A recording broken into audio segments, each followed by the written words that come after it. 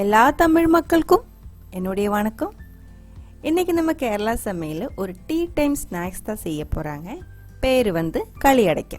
இதுக்கு வேற ஏதாவது பேர் இருக்கான்னு தெரியல. சில இடத்துல சீடான்னு சொல்லுவாங்க. இது நம்ம செய்யறது அரிசி மாவுல தான்.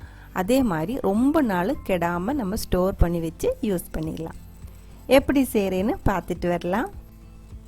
பாருங்க, நான் இங்கே 2 கப்பு அரிசி மாவில் தான் செய்கிறேன். நம்ம இடியப்பத்துக்கு பத்திரிக்கையில் யூஸ் பண்ணுற வறுத்த மாவு இருக்கு இல்லைங்களா, அந்த மாவு தான் எடுக்கணும். 2 கப் எடுத்துருக்கு.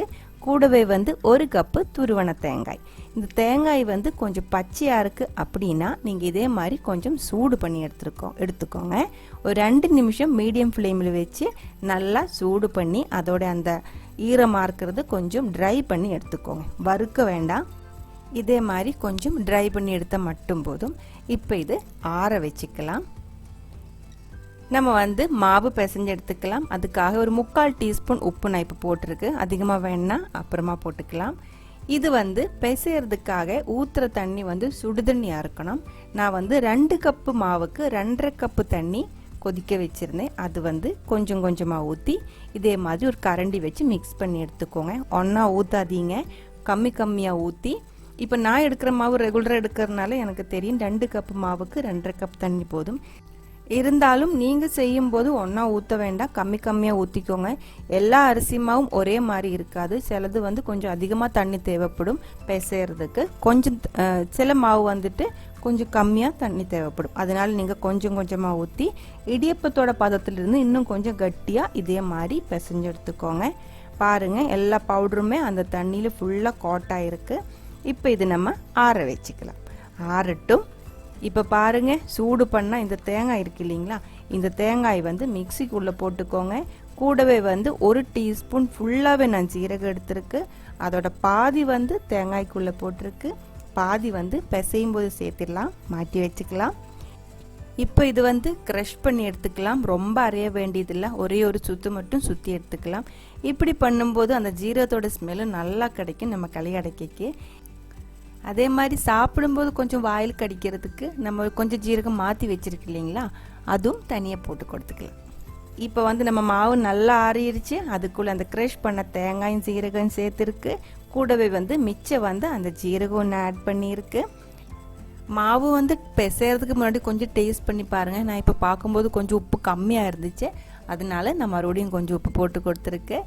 இப்போ எல்லாமே சேர்த்து கையில் நல்லா பலமாக பிசைஞ்சு எடுத்துக்கோங்க. உப்பு இப்போ தான் கொஞ்சம் அதிகமாக போட்டிருக்கு, அதனால அதுவும் நல்லா மிக்ஸ் ஆகிற வரைக்கும் நம்ம இது நல்லா பிசைஞ்சு எடுத்துக்கலாம். இப்போ பாருங்கள், நம்ம களியடைக்கான மாவு ரெடியாக இருக்குது. இதே மாதிரி இருக்குது. ரொம்ப சாஃப்டாகவும் இல்லை, ஆனால் ரொம்ப ஹார்டாகவும் இல்லை. இந்த மாதிரி தான் வேணும். இப்போ இது குட்டி குட்டியாக போலாக பண்ணி எடுத்துக்கலாம். இந்த மாதிரி கையில் வச்சு பண்ணலாம். இதுக்கு ரொம்ப டைம் ஆகும். இல்லை இருந்தால் இதே மாதிரி நீங்கள் கவுண்டர் டாப்பில் போட்டு நீளமாக பண்ணி அது ஒரு கத்தி வச்சு இதே மாதிரி கட் பண்ணி எடுத்துக்கோங்க. இப்படி பண்ணும்போது ஒரே மாதிரி கிடைக்கும், ஆனால் சீக்கிரம் பண்ணி எடுத்துக்கலாம். கத்தி கொஞ்சம் ஒட்டுற மாதிரியா இருந்தால் எண்ணெய் தடவிக்கோங்க. இப்போ எல்லாம் ஒரே அளவில் கட் பண்ணி எடுத்துருக்கு. கையில் வச்சு இதே மாதிரி குட்டி குட்டியான பால் பண்ணி எடுத்துக்கோங்க. பெருசாக இருந்துச்சுன்னா கிறிஸ்பி ஆகிறதுக்கு ரொம்ப டைம் ஆகும் எண்ணெய்க்குள்ள. அதனால இதே மாதிரி சின்னதாக பால் பண்ணி எடுத்துக்கோங்க. எண்ணெய் நல்லா சூடாயிருச்சு. இந்த களியடைக்க பண்ணும்போது முதல்ல ஒன்று மட்டும் போட்டு பாருங்கள். ஒன்று மட்டும் போட்டு பார்த்து சில டைம் நம்ம மிக்ஸ் பண்ணுறது சரி ஆகலை அப்படின்னா இது வெடிக்கிறதுக்கு சான்ஸ் இருக்குது. அதனால ஒன்று மட்டும் போட்டு பாருங்கள். அதுக்கப்புறம் ஒன்றும் ஆகலை, கரெக்டாக வந்துருச்சு அப்படின்னா மிச்சம் எல்லாம் போட்டு ஃப்ரை பண்ணி எடுத்துக்கலாம். எல்லாம் எண்ணெய்க்குள்ளே போட்ட உடனே மிக்ஸ் பண்ணாதீங்க, கொஞ்சம் நேரம் வெயிட் பண்ணுங்கள். இது சீக்கிரம் ப்ரௌன் கலர் ஆகாது, ரொம்ப நேரம் ஆகும் இது ஃப்ரை ஆகி வர்றதுக்கு. டீ ஹை ஃப்ளேம்லேயே வச்சுக்கோங்க. லைட்டாக ப்ரௌன் ஆக ஆரம்பிக்கும் போது டீ மீடியம் ஃப்ளேமில் மாற்றி வச்சுக்கலாம். லோ ஃப்ளேமில் வைக்க வேண்டிய அவசியம் இல்லை, மீடியம் ஃப்ளேம்லேயே வச்சு ஃப்ரை பண்ணி எடுத்துக்கலாம். இதோட கலர் சீக்கிரம் மாறாது. பாருங்கள், இது இப்போ பார்க்கும்போது கரெக்டாக ஆயிடுச்சுன்னு தோணும், ஆனால் இதுக்குள்ளே இப்போவுமே கிறிஸ்பி ஆகாமல் மாவு இருக்கலாம். அதனால இந்த கலர் வந்த உடனே இதே மாதிரி ஒன்று எடுத்து உடச்சி பாருங்கள். இப்போ பாருங்கள், இதுக்குள்ளே மாவு இன்னும் கிறிஸ்பி ஆகாமல் இருக்குது.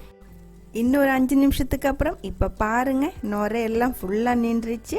இப்போ இது ரெடியாக இருக்குது, எடுத்துக்கலாம். இதுக்குள்ளே வந்து டேஸ்ட்டுக்காக ஜீரகம் தேங்காய் மட்டும்தான் நான் ஆட் பண்ணி கொடுத்தேன். உங்களுக்கு பிடிச்சிருந்தா நீங்கள் பெப்பர் இருக்குது இல்லைங்களா, குருமிளகாய், அதோட பவுடர் ஆட் பண்ணி கொடுத்துக்கலாம். அதே மாதிரி எள்ளு ஆட் பண்ணி கொடுத்துக்கலாம். உங்களுக்கு டேஸ்ட்டுக்கு தகுந்த மாதிரி நீங்கள் அதை பார்த்து பண்ணிக்கோங்க. அப்புறமா பாருங்கள், நம்ம களியடைக்க வந்து ரெடியாக இருக்குது. இந்த ஒரு சிம்பிளான ரெசிபி உங்களுக்கு பிடிச்சிருக்குன்னு நினைக்கிறேன். பிடிச்சிருந்தா கண்டிப்பாக ட்ரை பண்ணி பாருங்கள். ட்ரை பண்ணி பார்த்ததுக்கப்புறம் உங்கள் கமெண்ட்ஸ் எல்லாம் சொல்லிடுங்க.